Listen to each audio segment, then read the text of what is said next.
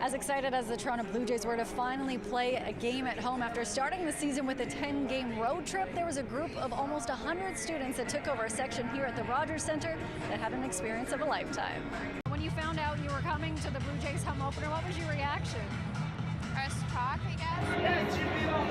Henny Miranda, 12 teachers and 83 other students from Aruba made the more than 5-hour flight to Toronto to catch the Jays home opener on Monday night. It's very exciting for us to be here, also to see this game, because most of them haven't experienced this before. The students aged 16 to 20 took over a section of the Rogers Centre and took in every moment of the game.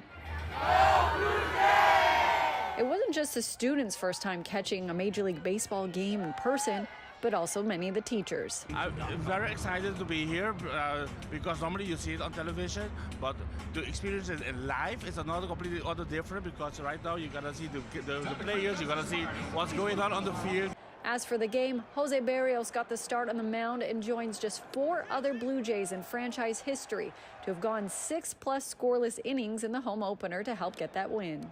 I was trying to be respectful, but when I go out there, I have to be a bad dog, and that's what I got on mine. Barrios told us he felt like he needed to go out and be a bad dog today. You see that in him?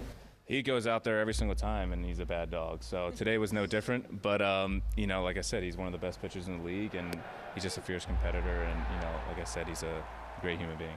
Schneider was just one of 3 Toronto Blue Jays who participated in their first Major League home opener on Monday. The other 2, Bowden Francis and Nate Pearson. For City News, I'm Lindsay Dunn.